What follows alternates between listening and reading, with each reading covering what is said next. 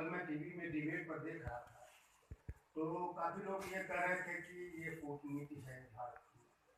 तो मानता हूँ मैं कूटनीति है, लेकिन ऐसी कौन सी कूटनीति है कि पाकिस्तान को फंडिंग करें और भारत में आकर के प्रधानमंत्री जी से गले मिले और उसके बाद वो जाकर के फिर क्योंकि वो चाइना जो है भारत का विरोधी है और पाकिस्तान का सहयोगी है, उसके यहाँ जाकर के क्या गुल खिलाएंगे, ये अभी गर्भ में है। उस विषय में देखिए, ये तो सर्वविदित है। आपने देखा कि $20 मिलियन की सहायता पाकिस्तान दे गया और ऐसे समय में दे गया है जब पाकिस्तान चारों तरफ से घिरा हुआ है। अपने कारनामों को लेकर, आतंकवादी गतिविधियों को लेकर पूरी दुनिया में उसकी निंदा हो रही है। ऐसे समय में प्रिंस द्वारा $20 मिलियन की मदद देना अत्यंत निंदनीय। इसको भारत के प्रधानमंत्री द्वारा कड़े शब्दों में निंदा करनी चाहिए थी। और मेरा तो ये मानना है कि प्रिंस ऑफ सऊदी को भारत आने से तौबा कर ली जाती तो ज्यादा अच्छा होता। नहीं, 6 बार गले मिले हैं, 6 बार गले मिले हैं। ये द्योतक है। देखिए, मैं पुनः बताऊंगा कि ये जो सोशल मीडिया और तमाम मीडिया के माध्यम से एक प्रकार का जो एक नया परसेप्शन क्रिएट किया जा रहा है कि यदि आप मोदी से प्रश्न पूछोगे, भारतीय जनता पार्टी से प्रश्न पूछोगे, भारत देश की सुरक्षा संरक्षा और देश भक्ति की जो भावना है उसमें और मोदी से प्रश्न पूछने में अंतर है। यदि वो प्रिंस से गले मिलते हैं तो इसको पूरे देश को जवाब देना चाहिए कि किन परिस्थितियों में मिले। हम थोड़ा प्रश्न को दूसरी तरह सकते हैं। जो 6000 पत्थरबाज वहाँ कश्मीर में उनके खिलाफ मुकदमा पंजीकृत था, वो भाजपा और पीडीपी ने वापस ले लिया था, तो उनके द्वारा क्या क्रिएट किया गया था जो ये पुलवामा की घटना है। सीधी सी बात है, जब कोई आतंकवादी घटना या कोई अपराध होता है तो मनोबल बढ़ जाता है। अच्छा, देश के प्रति माननीय अखिलेश जी के और आपके क्या संदेश? ये बहुत ही ऐसा समय है, ऐसे रास्ते से देश गुजर रहा है, बहुत ही संयम की जरूरत है और आंख खुली रख करके, कान खुला रख करके सोचने की जरूरत है कि जिस प्रोपोगेंडा वार में देश को झोंका जा रहा है, जिस तरह से समाज को बांटने का काम हो रहा है, धर्म के नाम पर, जात के नाम पर, क्षेत्र के नाम पर, साथ साथ एक नए प्रकार के राष्ट्रवाद का उदय कराया जा रहा है, इससे नौजवानों को सावधान रहने की जरूरत है, पढ़ने की जरूरत है और उसको मनन करके इस तरह की गतिविधियों को रोकने की जरूरत है। और हमारे राष्ट्रीय अध्यक्ष जी ने कहा भी है कि एक भी वोट बेकार नहीं जाना चाहिए, हर एक वोट की कीमत है और इस बार इस सरकार को बदल देना है, नए कलेवर के साथ देश को नया नेतृत्व देना है। और मैं एक बात अपने तरफ से कह दूं कि सही हिंदुस्तान की सियासत में जो दौर आने वाला है, अखिलेश जी जैसे नेता की देश को कुल मिलाकर के जो आपने अभी कहा वो जनमानस तक तो मैं बहुत ही आभारी हूँ। हमारा चैनल आपका शुक्रगुजार है और मैं Bhanu Mishra, state head, cameraman Aman Verma कहा जाता है, जिसके बारे में लगातार 3 बार मुख्यमंत्री रहने के बाद भी मोदी जी सोच नहीं पाए थे।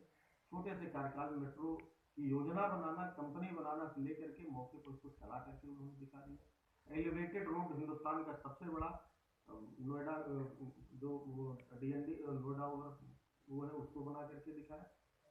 साथ साथ उत्तर प्रदेश के गरीबों के विकास के लिए 500 रुपये महीने की जो समाजवादी पेंशन योजना थी, हर गांव में लगभग 50 से 100 तक लाभार्थी इसके माध्यम से लाभान्वित हुए, जो कि सोशल गारंटी टाइप की स्कीम थी।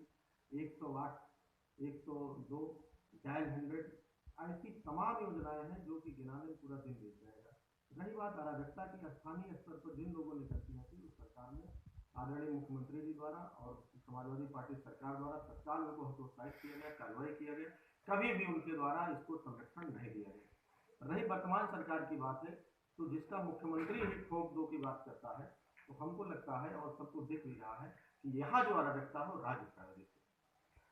धर्मेंद्र जी, मैं आपसे ये जानना चाहता हूँ कि वर्तमान समय में इस समय देश बहुत ही विषम परिस्थितियों में चल रहा है। पुलवामा की घटना को देखते हुए आपका क्या विचार है? देखिए, पुलवामा की घटना अत्यंत निंदनीय है।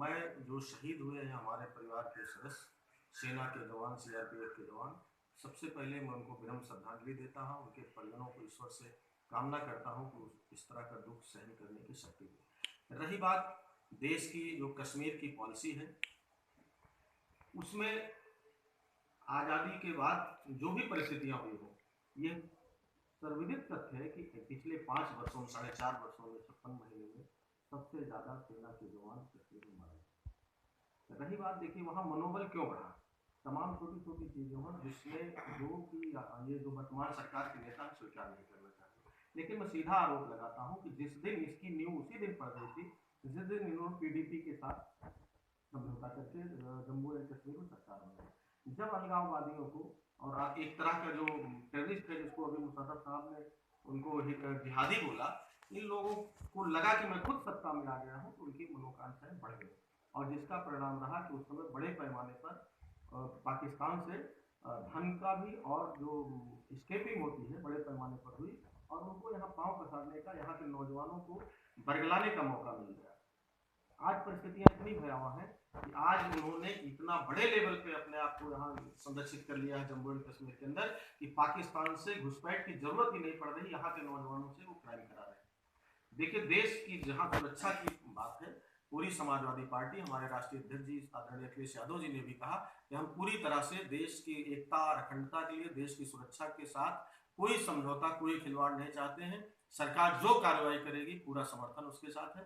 सर्वदलीय बैठक में सपा ने बहुत ही स्पष्ट शब्दों में कहा था कि आंतरिक सुरक्षा पर कोई समझौता नहीं। और मैं अभी सर्वप्रथम आप अपना परिचय देने का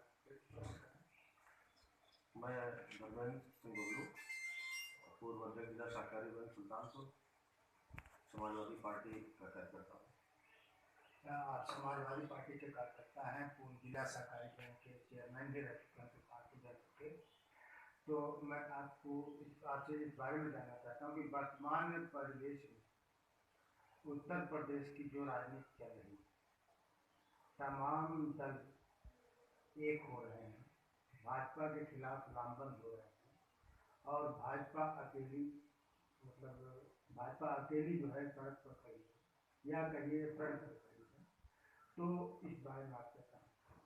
देखिए सबसे महत्वपूर्ण बात है कि पहले तो ये परसेप्शन ठीक करने की जरूरत है कि भाजपा अकेली नहीं है। तो सबसे महत्वपूर्ण, भाजपा भी कई दलों का एक संगठन है, कई दल मिल करके चुनाव लड़ते हैं। दूसरी रही बात उत्तर प्रदेश की, तो ये तय सी बात है कि उत्तर प्रदेश हिंदुस्तान की सियासत को नई दिशा देने जा रहा है और समय समय पर दिया भी है। जहाँ तक है हमारे गठबंधन की बात है, समाजवादी पार्टी देश की, आज के इस दौर में जो भारतीय राजनीति जिस ट्रैक पर जा रही है वो देश के स्वास्थ्य के लिए ठीक नहीं है। आज की तारीख में परिस्थितियाँ ऐसी क्रिएट कर दी गई हैं, विशेष रूप से हमारा युवा और पढ़ा लिखा तबका है जो इस तरह भ्रमित हो गया है कि जो सोशल मीडिया का प्लेटफॉर्म है उसको इस गलत ट्रैक पे ले जाया जा रहा है कि प्रश्न पूछना और सही जानकारी के बारे में अगर आप प्रश्न पूछ लीजिए, देश की वर्तमान स्थिति के बारे में पूछ लीजिए, अर्थव्यवस्था के बारे में प्रश्न पूछ लीजिए, देश की सुरक्षा के बारे में प्रश्न पूछ लीजिए, तो आपको एंटी नेशनल बनाया जाने लगता है। ये बहुत ही खराब स्थितियाँ बनने जा रही हैं और ये निश्चित सी बात है कि उत्तर प्रदेश का जो समाजवादी पार्टी बीएसपी का गठबंधन है देश को नया विकल्प देने जा रहा है और देश के संविधान की सुरक्षा, संरचना, उसके मूल स्वभाव को बनाए रखने के लिए अत्यंत आवश्यक है। माननीय मुलायम सिंह जी के साथ गठबंधन किया था, उस समय भी भाजपा जो है एकदम नाबूद हो गई थी। कांग्रेस कुछ अपने स्तर पर थी और बाद में विभिन्न परिस्थितियों के चलते हुए गठबंधन टूट गया और फिर से गठबंधन हो रहा है। और इसके लिए मैं खुशी भी जाहिर करूँगा कि चलिए दो पार्टियाँ बिखर गई थी वो आपस में मिल रही हैं। मैं ये जानना चाहूँगा कि मायावती के विषय में बीच में कुछ आपस में बसपा और बसपा में तनाव हो जाता है, तो क्या मायावती उस दृष्टिकोण को अपने निगाह में रखती है? देखिए राजनीति में समय समय पर परिवर्तन होते हैं, जैसे देश का माहौल होता है और जैसी परिस्थितियाँ होती हैं और देश के विकास के लिए, प्रदेश के विकास के लिए और देश की समृद्धि, उसकी ताकत को बढ़ाने के लिए जो राजनीतिक परिस्थितियाँ उसमें की जरूरत होती है, नए तरीके प्रयोग होते रहते हैं।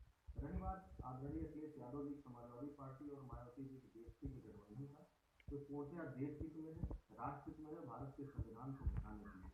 दूसरी सबसे महत्वपूर्ण बात है कि हिंदुस्तान की सियासत में पिछड़ों का और दलितों का जो पिछले आंदोलन का उदय, जो मंडल कमीशन के बाद आदरणीय नेताजी के नेतृत्व में बिहार में लालू जी के नेतृत्व में, रामविलास पासवान जी के नेतृत्व में, आदरणीय काशीराम जी के नेतृत्व में जो एक आंदोलन खड़ा हुआ था, जिसकी प्रणत रही नेताजी के अकेले प्रयास से, नेताजी जो लोहिया जी के विचारों को लेकर के आगे चले, जो 100 में 60 की बात थी, उनको एक नया मुकाम दिया और हिंदुस्तान की सियासत में सबको बराबरी का दर्जा दिलाने का प्रयास किया।